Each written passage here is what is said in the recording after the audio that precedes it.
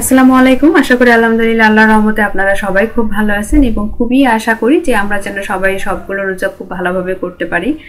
আজকের ব্লগটা হচ্ছে যে রমজান মাসের, এটা আমার প্রথম ব্লগ। আর হচ্ছে যে এটাতে আমি শেয়ার করব কিছু সেহরি আর ইফতারের মেনু প্ল্যান। অ্যাজ ইউজুয়াল আমি ইফতারের রমজান মাসের আগেই মেনু প্ল্যান করছি, সেই অনুযায়ী আজকে রান্না করছি। আর সেই ভিডিওটাই আপনাদের সাথে আজকে শেয়ার করব। আমার আসলে জিরা শেষ হয়ে গেছে, জিরা গুঁড়া করে আমি রেখে দিই। আর সব ম্যাক্সিমাম তরকারিতেই আমার এই জিনিসটা লাগেই। আর আমি খুব অল্প অল্প করে করি, 7, 8, 10 দিনের এর থেকে বেশি করি না, একটু একটু করে করেই। আর রমজান মাসের আগে এটা করা হয়নি, কারণ একটু ছিল, আমি ভাবলাম চলেই যাবে, তাই আবার আজকে একটু করতে হলো। এখন আমি আসলে সেহরি রান্না করব। সেহরি রান্না করার জন্য প্রথমে যে রেসিপিটা আপনাদের সাথে শেয়ার করি সেটা খুব ঝটপট এবং খুবই মজাদার।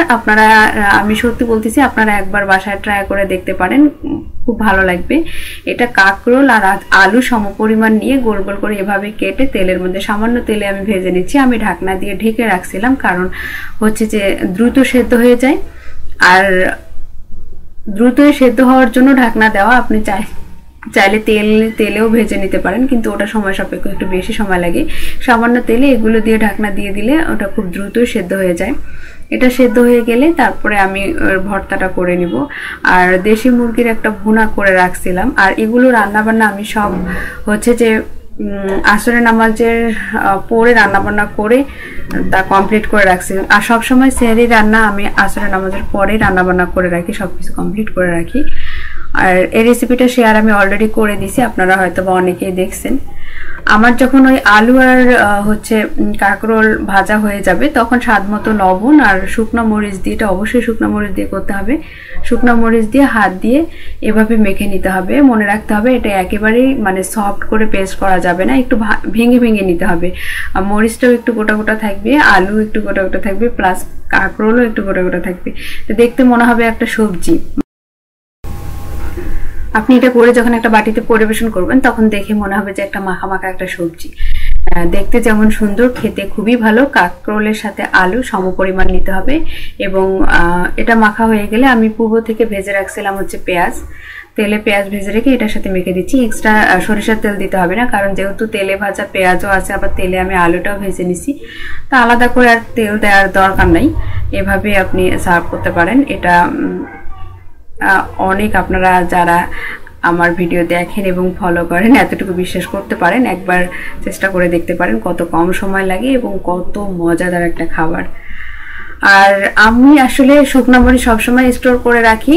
শুকনা মরিচ ভেজে একটা কাঁচের বয়মে করে রাখলে এটা অনায়াসে 1 মাস চলে যায়, কারণ ভর্তা খেলে কিন্তু শুকনা মরিচ অ্যাজ ইউজুয়াল লাগেই। আর শুকনা মরিচ ভাজতে একটু সময় লাগে, অল্প আছে ধীরে ধীরে ভেজে নিতে হয়, নাহলে উপরেটা পুড়ে যায়, ভিতরে কিছুই হয় না। যেহেতু এটা একটু সময় সাপেক্ষ ব্যাপার, তাই এটা আগে থেকে স্টোর করে রাখতে হয়। আর একটা মেনুতে ছিল পাতলা ডাল, মানে মুরগি ভুনা, এই ভর্তা, ডাল, এই হচ্ছে সেহরির মেনু।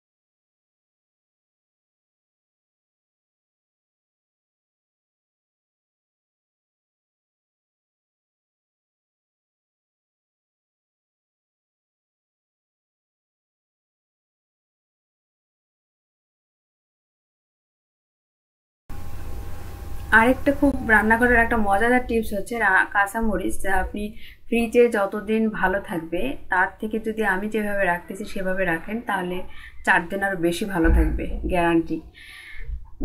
কাঁচামরিচটা ভালোভাবে ধুয়ে মুছে, মানে শুকনো করে নিয়ে যে বাটিতে রাখবেন, তার নিচে একটা টিস্যু পেপার দিয়ে তারপরে কাঁচামরিচগুলোকে রেখে উপরে আরেকটা টিস্যু পেপার দিয়ে ফ্রিজে রেখে দেন। নর্মালি আপনার কাঁচামরিচ যতদিন ভালো থাকে, তার থেকে আমি বললাম 4-5 দিন বেশি ভালো থাকে। আপনারা এভাবেই কাঁচামরিচটাকে স্টোর করে রাখতে পারেন। ইফতারের আরেকটা কমন মেনু হচ্ছে যে পেঁয়াজু, যেটা একদম সবাই করে। আর আমি পেঁয়াজু বানানো শেখাচ্ছি না, দেখাচ্ছি না। সেটা হচ্ছে যে রমজান মাসের আগে আমি একটা প্রি প্ল্যানে ভিডিও দেখাইছিলাম যে কিভাবে পেঁয়াজু 5-6 দিনের জন্য স্টোর করে রাখা যায়। সেই পেঁয়াজুটাও আজকে আমি ভেজে দেখাচ্ছি। যে এটা 2 দিন, রমজান মাসে 2 দিন আগে করা, আর আমি জাস্ট 5-6 দিনের জন্য করছিলাম। আর আমি খুব সামান্য তেলে এগুলো কাজ করি, কারণ হচ্ছে যে তেলগুলো রয়ে যায়, আর খুব বেশি ইফতার তো রেডি করতে হয় না, যা যতটা সম্ভব কমে পারা যায় সেটাই করার চেষ্টা করি আমি। এভাবে স্টোর করা পেঁয়াজু ভাজলে মনেই হবে না যে এগুলো আপনি 2-3 দিন আগে স্টোর করে রাখছিলেন। কাজ অনেক সেভ হয়ে যায়, খুব সহজেই কাজগুলো করা যায়। আর বাসায় বানানো ইফতারের জন্য আমি বাসায় বানানো কিছু আলুর চপ ভেজে নিচ্ছি। চপ কি বলতেছি, চিপস হবে, আলুর চিপস। এটা আসলে আমি বানাইনি, আমার ছোট বোন বানায় পাঠাই দিছিল আলুর চিপস। এটা কয়েকটা ভেজে নিচ্ছি জাস্ট ভ্যারাইটি আনার জন্য খাবারের। আমরা কিন্তু এত বেশি খাবার আইটেম করি না, কারণ খাবার নষ্ট হয়ে যায় বলতে এত কিছু তো খাওয়া যায় না।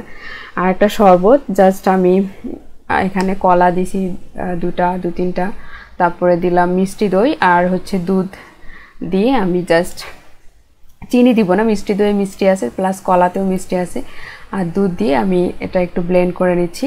আর পরিবেশন করার আগে জাস্ট আমি শুধু বরফের টুকরা গ্লাসের মধ্যে দিয়ে দিব। এই ছিল আজকের হচ্ছে শরবতের মেনু, আর কিছু করব না, আর তো ঠান্ডা পানি থাকতেছে। আর আমরা হচ্ছে ইফতার করি এগুলো সবগুলো পেঁয়াজু, ছোলা, মুড়ি, এগুলো হচ্ছে পেঁয়াজ মরিচ দিয়ে সবগুলো একসাথে মেখে ইফতার করি।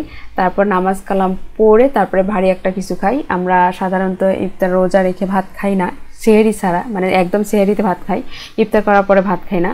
জাস্ট হালকা একটা মুড়ি মাখা, অনেক কিছু দিয়ে কয়েকটা আইটেম দিয়ে মুড়ি মেখে তারপর হচ্ছে এগুলো খেয়ে মাগরিবের নামাজ পড়ে তারপর যার যার ব্যক্তিগত কাজ করে তারাবির নামাজ পড়ে ভারী একটা নাস্তা করি। যেমন আজকের ভারী নাস্তা আছে, আমি ঝরঝরে সেমাই করছি, আর হচ্ছে সেমাইয়ের সাথে চিড়ার পোলাও। এই দুটা মানে তারাবির নামাজ পড়ে এই দুটা খেয়ে তারপর আমরা ঘুমায় পড়বো, একদম শেষ রাতে উঠে ভাত খাবো, একদম কোনো ঝামেলা নেই। আগের রাতে ভাত খাওয়া, শেষ রাতে আবার ভাত খাওয়া বা রান্না বান্না এত করা আমার কাছে বেশ ঝামেলা মনে হয়, আর কেউ খেতেও চায় না, কারো কখনো এরকম আগ্রহ দেখি নেই। বরং ইফতার করার পর যে তারাবির নামাজ পড়ার পরে যে কেউ এটাও অনেকে প্রথম দিন না খেয়ে ঘুমাইছে। আমার প্রথম দিনের মেনু প্ল্যানে দই চিড়া ছিল, সেই দই চিড়া না খেয়েই ঘুমাইছে। আবার ওই চিড়াটা যে ভিজা রাখছিলাম, আমি পরের দিন বাধ্য হয়ে দই চিড়ার মেনুটা এটা করতে হয়েছে, না হলে হয়তো এটা করতে হইতো না, কারণ হচ্ছে কেউ খাইছে কেউ খায়নি। এখন আমি দই চিড়া চিড়ার পোলাওটা রান্না করব। চিড়ার পোলাও রান্না করার জন্য আমি তেলের মধ্যে পেঁয়াজ আর মরিচটা একটু ভেজে নিচ্ছি। সামান্য একটু ব্রাউন কালার হয়ে গেলে এর মধ্যে দিয়ে দিব কাজু বাদাম আর কিশমিশ।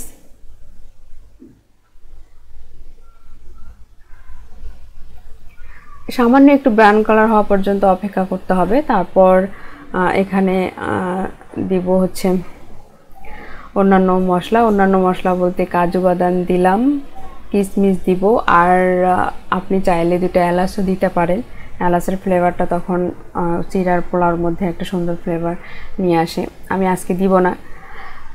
তারপর হচ্ছে যে একটা ডিম এখানে ফেটে দিব। ডিমটা দেওয়ার সাথে সাথে নেড়ে নিতে হবে, না হলে এটা ভাজা হয়ে যাবে। নাড়া হয়ে গেলে তারপর হচ্ছে যে সবগুলোর সাথে একসাথে মিক্স করে নিব।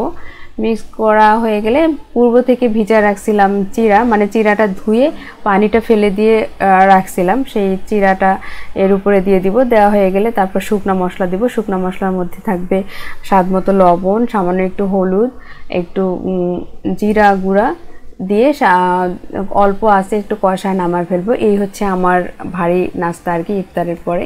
এই ছিল আমার সারা দিনের blog. Thank you so much ভিডিওটা দেখার জন্য। সবাই সবসময় ভালো থাকবেন, সবসময় পজিটিভ থাকবেন। আল্লাহ হাফেজ।